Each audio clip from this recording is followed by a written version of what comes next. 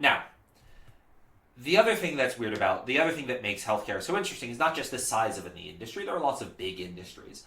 But it's that healthcare markets don't function very well. They are fundamentally different than markets in other industries. And I'm going to explain the three core reasons why. The first is uncertainty, right? Um, your health is not a guaranteed thing, right? It's relatively easy to guess your grocery bill for the next month. But if you break your arm, that's a lot harder to predict, and you can get massive healthcare costs coming out of nowhere, right? And so that means that insurance, right? Nobody buys grocery insurance in case the price of groceries spikes, right?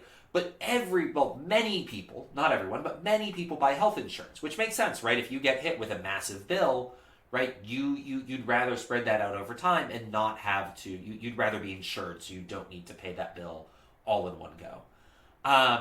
Now, of course, this then gets to the next problem of information asymmetry.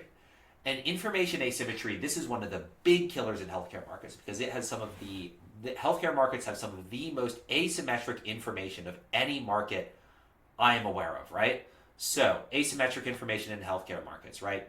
This is going to cause problems in insurance contracts, right? Because the insurer is going to have trouble identifying whether you're a healthy or an unhealthy person. Furthermore, once you get insurance, right, the insurance company doesn't know how well you're taking care of yourself, right? So if you work out every day and you're in excellent shape, your healthcare costs fall.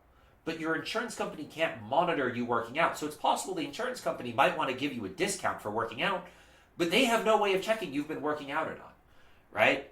On top of that, right, even beyond the insurance problem, you have patients lying to doctors to get more extreme treatments than they need. Right? Some people will push for antibiotics. This is a well-documented phenomenon. Patients push for doctors to prescribe them antibiotics even when the doctors know they have a viral infection and antibiotics won't work, right? Patients oftentimes want more extreme treatments than are necessary. At the same time, doctors have an incentive to lie for patients, right? Maybe we can put you on a dose of generic drugs and that'll fix your problem. Or, maybe surgery would do it too, right? Doctors have an incentive to prescribe the more expensive treatment because they get more money that way, right? And then lastly, the last big problem and the thing that makes healthcare so different than other industries is contagiousness, right? When you get sick, you can pass that disease on to me, right? And that means that externalities are at play here, right? What you do affects my health, and that's going to create a lot of problems.